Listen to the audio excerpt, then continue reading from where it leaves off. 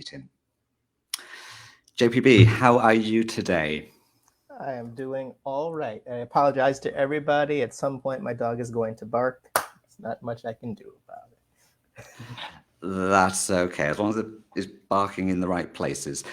So teachers watching, if you have any thoughts or comments on what we are talking about today, do please add them to the comments on this video. We will be addressing as many of them as we can along the way.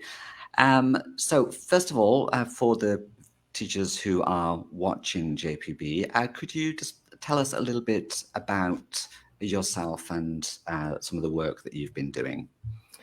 Okay, so I started, like many of you, possibly, I started by teaching English overseas. So I live in New York on unceded Lenape and Canarsie territory, and I'm from here. But I, after college, didn't have a job, didn't know what to do, went to teach English in South Korea. Came back to New York after that to get a master's. And since I graduated from there, I did various adult education language teaching jobs. The job I do now is irrelevant, but I'm now a doctoral candidate, and my research focuses on language, race, racism, and whiteness specifically, because I felt once I started looking into this that a lot of these conversations weren't being had very explicitly. People will talk about, I want to do, multicultural or whatever, the conversation we've been having since really the 80s. But whenever I would bring up race, people would get very uncomfortable. And I said, why is that? So my research really tries to pull at the thread of that sweater, hopefully to unravel it. Okay, so if you could give us a sort of a taste of some of the threads that you have been pulling at. I mean, obviously, let's be honest with ourselves here. The English language teaching industry is probably not the most fair when it comes to recruitment. There are discriminatory practices that are quite widespread in the industry as a whole. Is that kind of what you've been looking at, or is it more about sort of the representation within teaching materials? Because I don't actually literally at the moment work in language teaching, but I am doing it in my research, what I've mostly sort of been thinking of myself as is like an industry critic.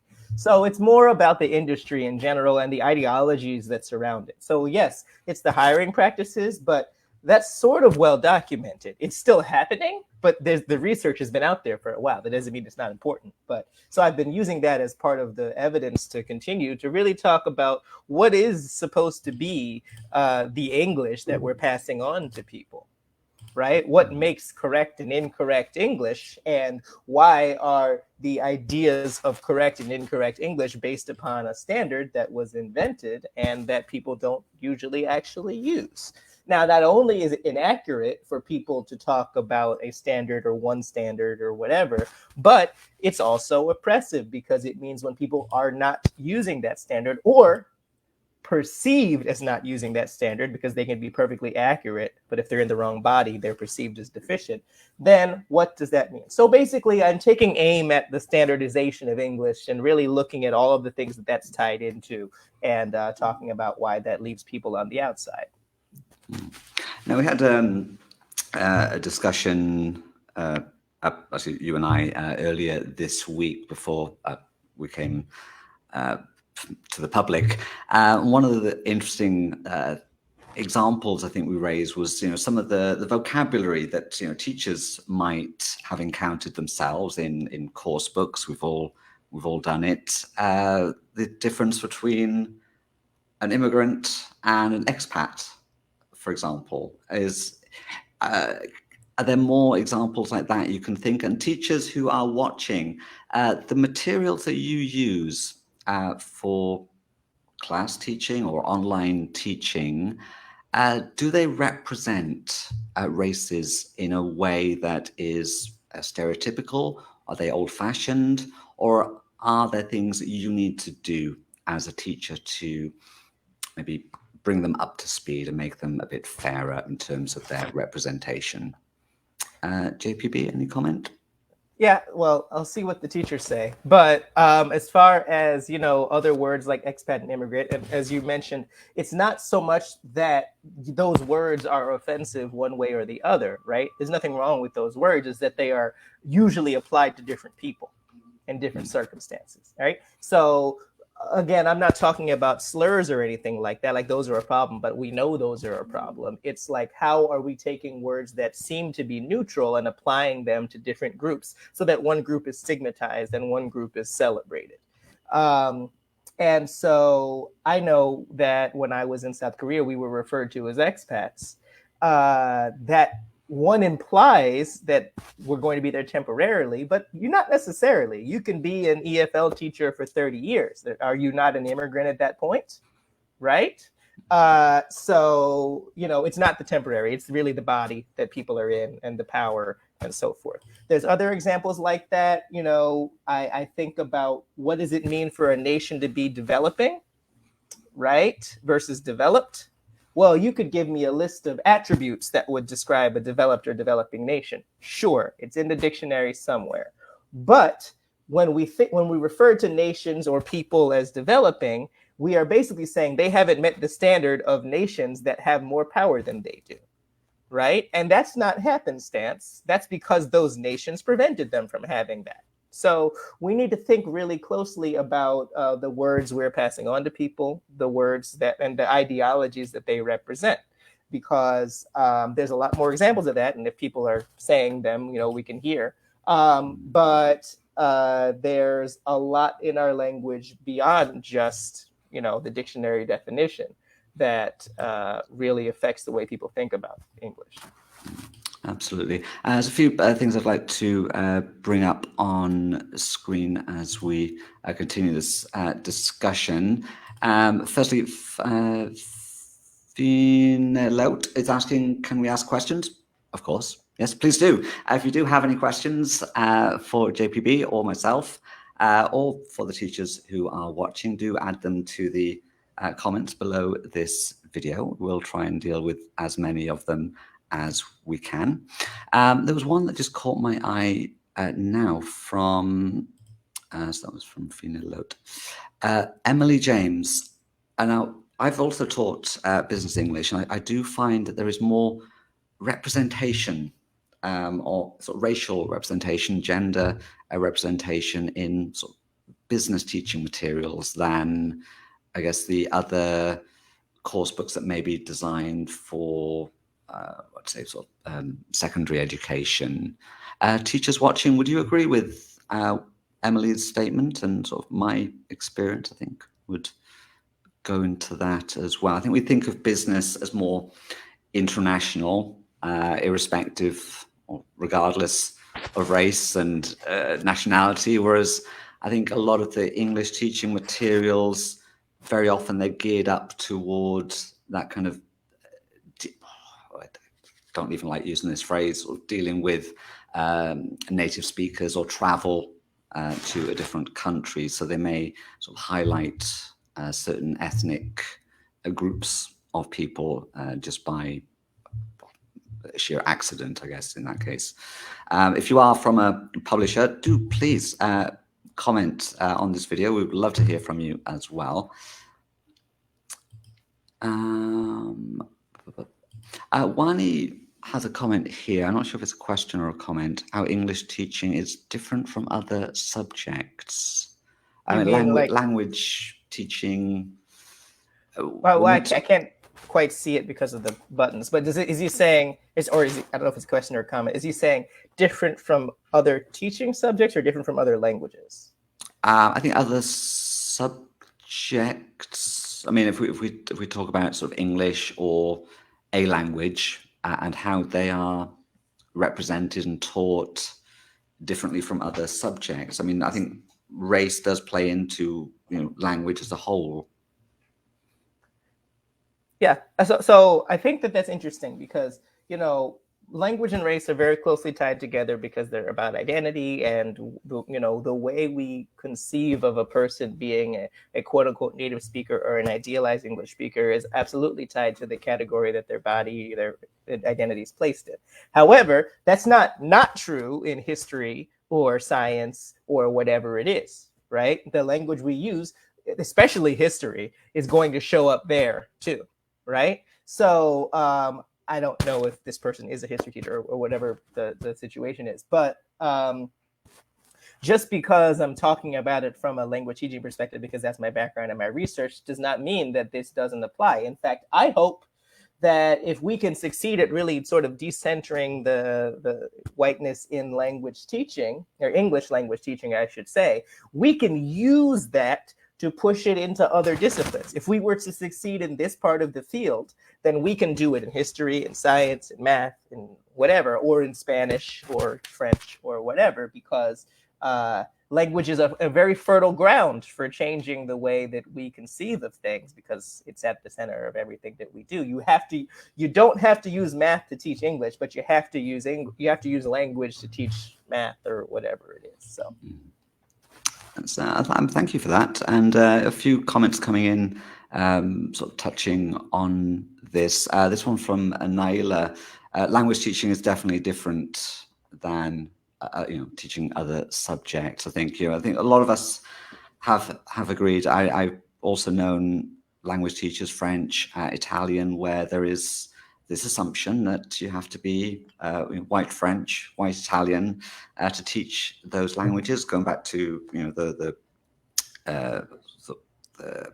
racism that maybe we face teachers of those languages, but also what we find in the course books as well, the users of those languages.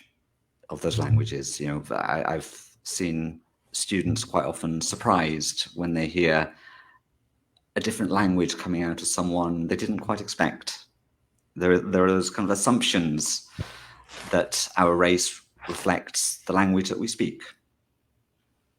Yeah, that's, as I believe it says, Nyla. That's really, there are obviously stereotypes when it comes to other disciplines, right? Math, science, whatever. I don't know what the ideal scientist looks like, and I'm sure there's a racial aspect.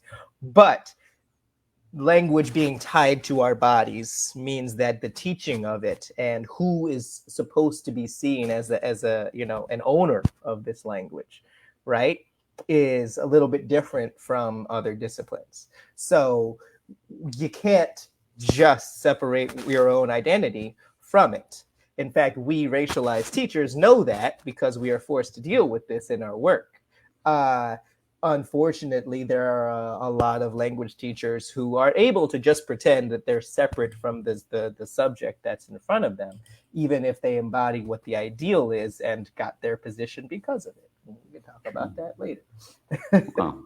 Okay, lots to unpack, lots to discuss in something in the next 30 minutes or so. A few more comments coming in I'd like to bring up. Christina talks about sort of the idea that racism, sorry, I can't read my comment now. It keeps coming up also because of the syllabus choices of content in general. Racism often shows up in a disguised form. I agree. I would love to hear what she has an example, because it's going to be different in every class. But yes, the syllabus, the construction of the overall curriculum is very important. Sometimes I'll give people advice to, maybe you can change your materials if you have the option. But then, like, if the syllabus says you need to judge the student's ability or proficiency according to a certain standard, and the people that they're supposed to match in their languaging are still one way, then there it is, right? If you're still ultimately stigmatizing the language of the users who are in your classroom, you're just following the same thing. I'm not blaming you. I'm saying that that's just sort of the way that the system is. No, I mean, absolutely, this is why we're here. We are having an open and honest discussion. For those teachers who may not be aware, it's Black History Month in the UK, Ireland, Canada, Holland, a few other countries. If it's Black History Month where you are, do let us know in the comments. Of course, JPB, where you are in the US, Black History Month is in February. Is that right? Yeah. Yeah, but of course we are celebrating positive achievements of people from African heritage, but also we're looking forward, and that actually drives us to a great question here. Right, from Ahmed. Not sure if you can see that. Regardless, racism in the course books. How can we handle racism we face in the school itself and in the community, where we're teaching? So, wherever we're teaching in the world, there may be racism. We as teachers come across that. As teachers, we want to be a positive role model for our learners. Teachers watching, how do you deal with this? How do you tackle how do you tackle racism? How do you promote anti-racist behaviors? JPB, any tips or advice you might be able to give to teachers? What kind of things could they do? So Ahmed, it's a good point, right? Because we can talk all this system stuff, but on a day-to-day basis, you might have to deal with it in your face, right? Whether that's in your workplace, which is a double problem, because then it's an oppression problem and a workplace problem. So that's two problems, or just in whatever place you're in. I know when I was in South Korea, I didn't get a lot of hostility, but everybody pointed at me. Now they did it to white people too, but it was a different kind of pointing. Let's put it that way. And mostly I just tried to ignore it when it wasn't hostile, because you can't be fighting everybody. But if it's in your workplace, or if there's any hostility, I can't tell you what to do on each individual circumstance. I mean, you know that, you're an adult. You've dealt with this. But I would say that because the system really does give less power to teachers of color, and especially Black teachers, although I don't know, I can't see you, so I don't know.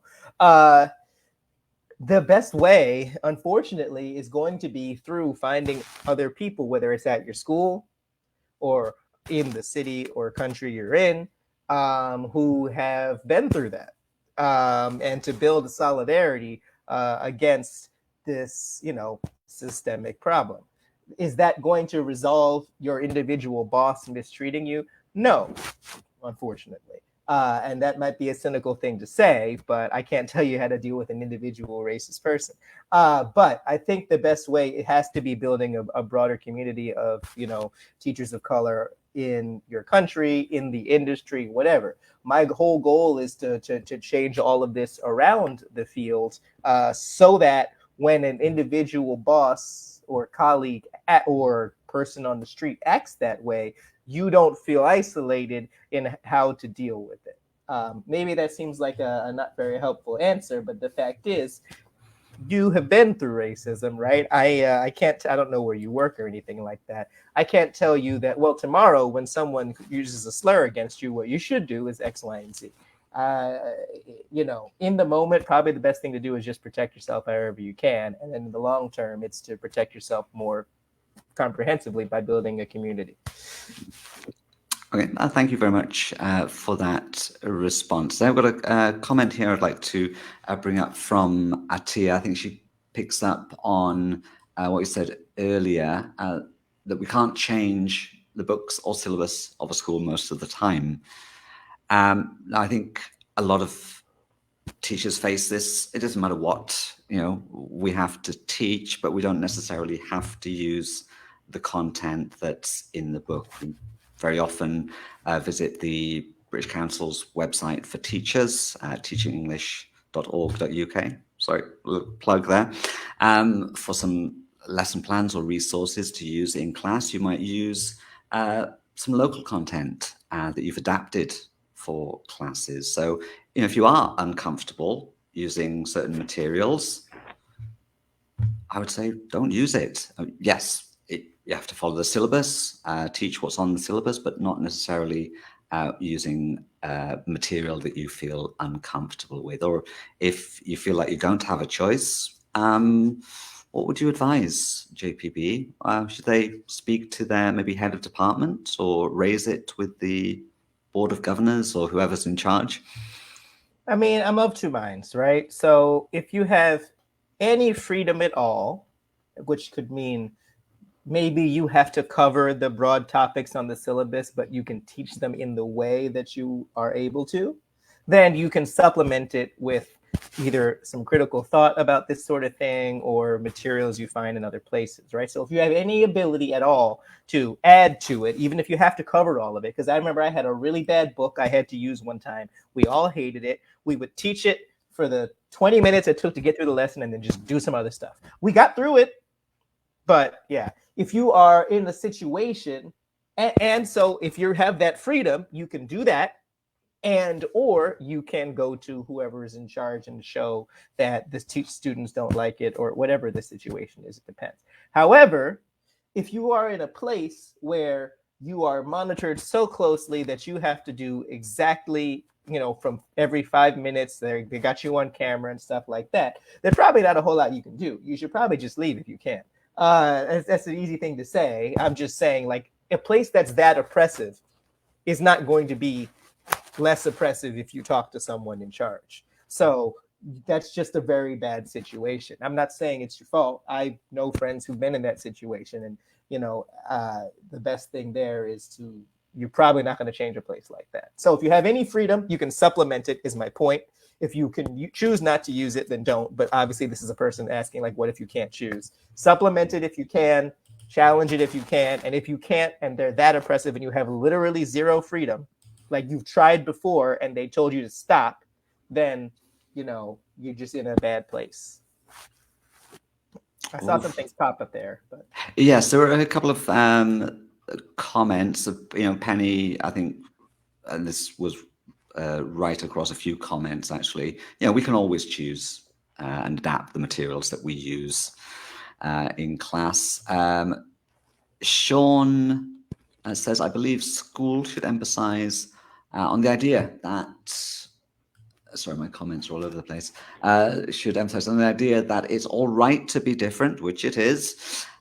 It would be better for parents, if parents taught them to accept this diversity as well. Oof, I think that could be a topic for another discussion there, couldn't it?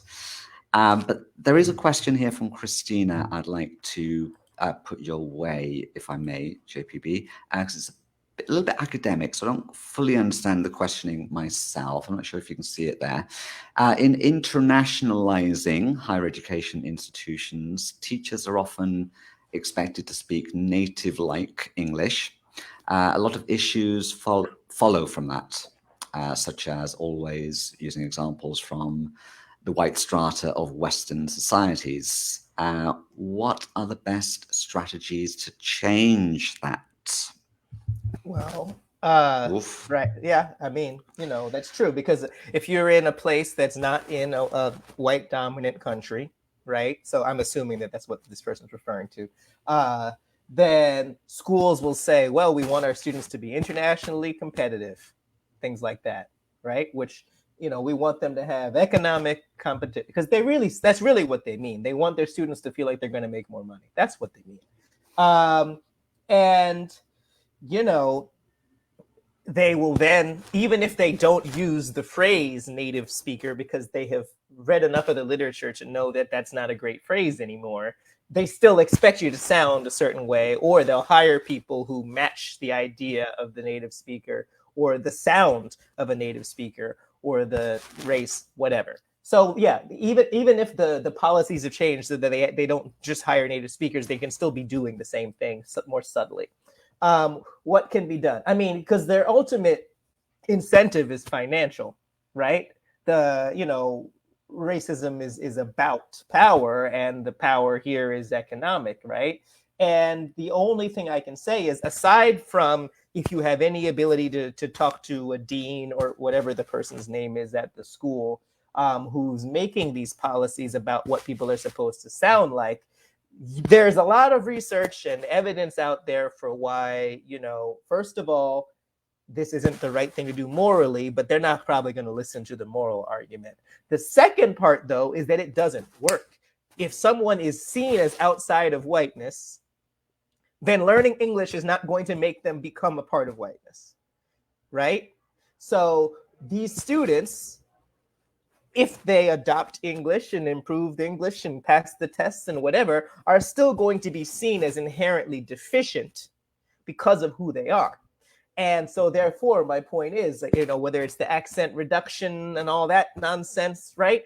They're always going to be left out, and the school is not going to succeed at making them more economically competitive in that way. So it would be best to build upon the skills that they have, even if they're not natives like. So that's, I feel like, a stronger argument, that because the moral, they don't care about the morals, they want the money. So the most important thing would be to push them on that in that way, if you can. And if not, same thing I said last time, is bring in supplemental materials that sort of you can, you know, show them the native thing. There's so much online where you can give them access to different accents, right? Speaking English, and, you know, from different places, you can give them local, right? Literally everything is on YouTube, right? So you go on YouTube or British Council and you can see examples of a person from this place speaking English, and showing that it's equally valuable as the imaginary standard used on American and British newscasts. Excellent. I mean, that brings us to a slightly a statement here by Edith. Diversity in English language is not necessary.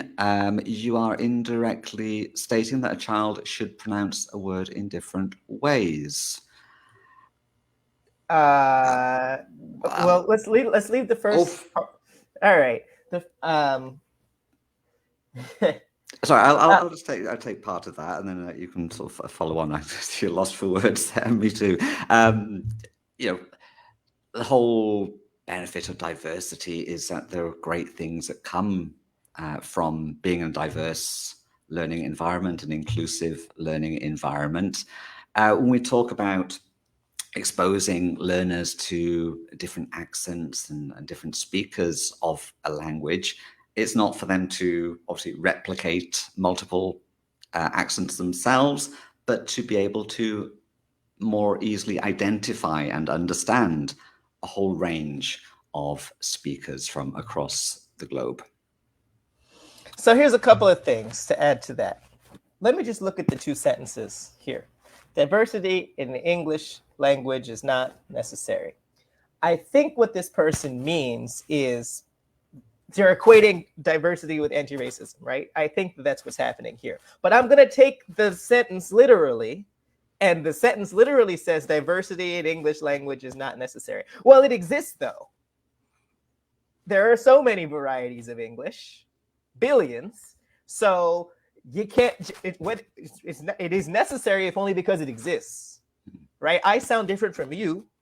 You sound different from me, and that's fine, right? So it's not necessary or unnecessary. That's an irrelevant word. The fact is, it exists. So we might as well teach what exists. And then the second part of it, I am indirectly stating that a child should pronounce things different. I can't see the last word. Pronounce words differently. Is that what it says?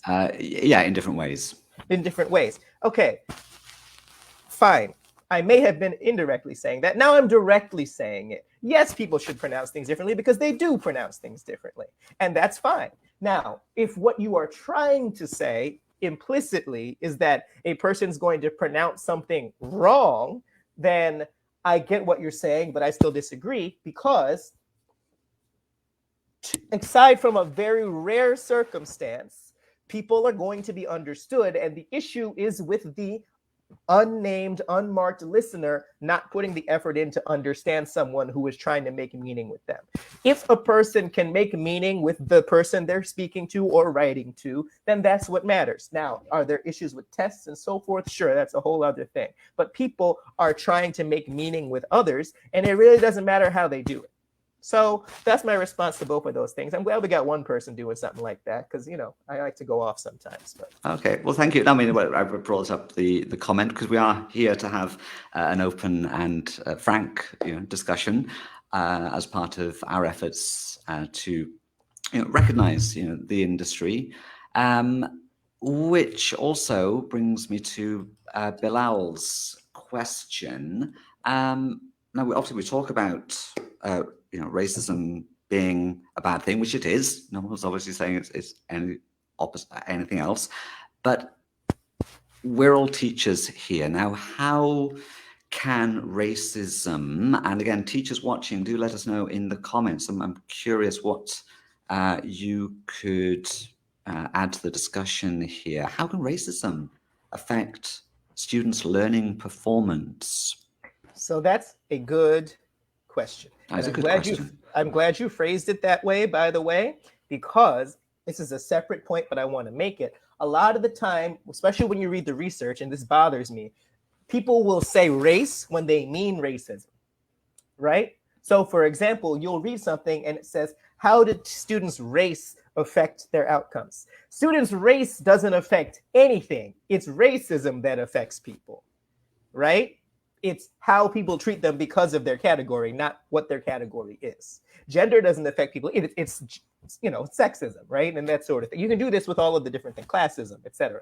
So good. I'm glad you phrased it that way and didn't say race, because you said it correctly. Second point, if there are people responding with comments, I'm sure that they have examples. But the fact of the matter is, it is giving people less power, right? I know people incorrectly think that racism is just about having things yelled at you on the street or whatever. And that's obviously that affects people because it's harmful. But mostly it's the assumptions that they are incorrect because of the way they communicate. Like we're talking about learning here, right? And talking about language. It is the assumption that the way they communicate is wrong. That doesn't mean they can't learn vocabulary, whatever. I'm saying that, like, if they offer a pristine version of English, it's accurate completely because of who they are, and the way racism affects their group, they will be seen as not as good at it perpetually. I had students who were adults who had been professionals in Japan for several years when I was teaching in New York, and they came to me saying, Justin, I want to take, as I was asking them why they wanted to take my class, I want to take the class because I'm bad at English. These are adult women, they're in their 40s, they speak English just fine, right? So there's the simple emotional effect, which is not going to make you better at learning. And then there's the fact that, they will always be judged, especially in any kind of speaking, as incorrect when you can understand exactly what they're saying. So basically, it's a giant obstacle, and it's also harmful and traumatic. And, like any harmful and traumatic thing, it's not going to help you learn. Very true. And this comment, sort of changing direction slightly, let's read from Lele. By knowing students' diversity background, ethnic, language, gender, culture, religious, the teacher can tackle racism in class and create an inclusive learning environment. I think that that's really important. I don't know if I would call it diversity background, but it's fine. It's not wrong. I'm just saying. I just call it background. Because, right, we're talking about race because people don't like to talk about race. But this is true of everything, right? This impacts women or non-binary people different from men. This impacts older people different from younger people, et cetera, et cetera. Disability is very important in this as well, right? And then that includes religion. It includes culture, although culture kind of intersects with all of these things. The more we know about our students, and not just like checkbox stuff. Sometimes we're like, all right, I have 10 men and I got 13 women, and all right, I got one guy from this country and one guy from this country. That's not really learning anything about the students. Those are just facts, right? And I'm not saying you're saying this, Lele. I'm saying that that's often how people think of, when they learn people's backgrounds. It's just a list. No, it's have the students communicate, and even if they're beginners in the language, they can usually say something, or even if they can say it in their L1, right? That's fine, as long as they're able to get a chance to communicate about how their identity affects them. And I don't just mean racism. I just mean like on a given day, I identify as X, Y, and Z, and this is what my life is like. And the more you learn about that, then the harder it is to allow the racist ideologies of the language field continue to have an impact on them. So you're right. I love that. Absolutely. And teachers watching, if you would like to learn more about using inclusive practices, do check out the Teaching English website. The professional development section has articles, self-study booklets, videos to help you create the inclusive school environment and an inclusive learning environment for your learners. Now, JPB, I believe, now I've did have time to quickly check with you, but as I was preparing for our discussion today, I checked your website and I sort of described you as a podcaster, academic, and writer. We promised to talk a little bit about your podcast. What's it called? So I mentioned standardized English being an issue, so the podcast is called Unstandardized English. That's it. And the expat and immigrant thing is actually what started it off, because in the first episode, which is more than 2 years ago now, I talked to a friend about the difference between expats and immigrants and all the things we already talked about here. That's sort of launched into it. The original purpose of the podcast was going to be a bunch of things like that. I was going to look at a word or a phrase and talk about this and this. But I'm a neurodivergent person. I don't focus very well. So this podcast has gone in many different directions. I talk about the issues with academia. I talk about very different aspects of language and race and racism. I've talked about disability and that sort of thing. There is a lot about language education in there because that's just who I know. So that's who the guests are. But yeah, that's what it is. And I find that a lot of the time, research can be very dry. I do research. I'm writing a dissertation and a book. But it can be very dry. It can be it's not very applicable. It's not very accessible. And so I think that podcasts like that are led by, researchers, academics, but who are really trying to talk to the people, and are not giving an academic lecture, can be more valuable than, just whatever's in the journals. Not even including the fact that journals are super expensive and hard to get to and blah, blah, blah. And only certain things get published. But you can really hear directly from usually young researchers and scholars who are trying to get at these issues in interesting ways. So that's why I think that it's valuable. Okay. Well, and if teachers who are watching now are interested in the topic of the discussion and would like to stream or download your podcast, where can they find it? It is anchor.fm/unstandardized. You don't have to put the English in there. Now, if you just Google unstandardized English, it'll show up too. So, but yeah, it's anchor.fm/unstandardized. And again, if you just Google it, you can also go on my website, which is jpbgerald.com, which he flashed a moment ago. Yep, I'll flash it again. There we go. Right. The podcast is in there under my public scholarship. You can read all the stuff I've written publicly and that's been published. And you can also, if you are particularly compelled by what I'm saying, I do teach classes about whiteness and that sort of thing. So you can reach out to me about that if you would like to. Well, thank you so much. We've had so many comments added to the discussion. The discussion is continuing as we sort of draw our on-camera time to an end. But teachers watching, do feel free to reach out. Do check out JPB's website as well. Check out the articles that he has written. Quite eye-opening. Certainly the After Whiteness part 1 and part 2 that you wrote for, was it Language Magazine? Right. The most recent stuff that I have published is a 2-part. It's going to be a 3-part series in Language Magazine called After Whiteness, because I've had all these, I wrote an article last summer that sort of put me on the map, talking about decentering whiteness in language teaching. And then a lot of people were asking me questions like, okay, so let's say we decenter whiteness. What happens then? What would language teaching look like if it's not at the center? And I said, I should probably answer that question. So myself and 2 colleagues, Vijay Ramjatan and Scott Stiller, basically had a discussion, which is a podcast episode if you want to go listen to it. And we started to put together some ideas for what the field could look like if we change the ideologies and change the hierarchies of it. And so those 2 articles are online. They're on my website, but they're also on languagemagazine.com. And we're just sort of envisioning the future for the classroom, for the industry and for training, because ultimately people who are trained into the field, that's really the juncture point at which a lot of this can change. And I should mention, if you contact me, don't contact, there's my dog barking. I'd prefer, don't contact me if you just want to have an argument or something. There's no point there, right? But if you do want to have a discussion about these issues, or if you want to, again, read more of the stuff, or you're interested in some of the things, then I'm absolutely willing to discuss things with you. If you're going to say diversity in English language teaching isn't necessary, well, why? Don't do that. What's the point? Okay. JPB, thank you so much for spending time with us. I know it's early Saturday morning where you are. Teachers watching, do continue the discussion below. Check out the website, teachingenglish.org.uk, for more information on inclusive practices. Check out JPB's website at jpbgerald.com. What are your plans for the rest of this Saturday?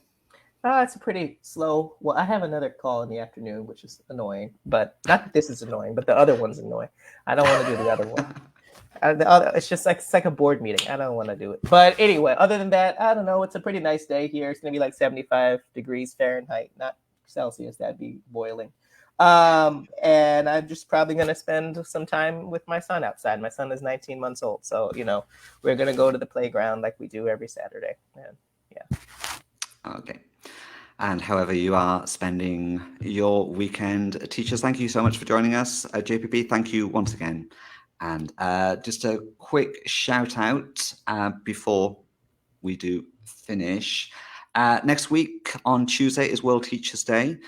Join us for a week-long series of live events for teachers. You can check out a preview on Monday, the 4th of October at 3 p.m. UK time. JPB, thank you so much for spending your Saturday, and to all teachers watching, we'll see you next time. Bye-bye.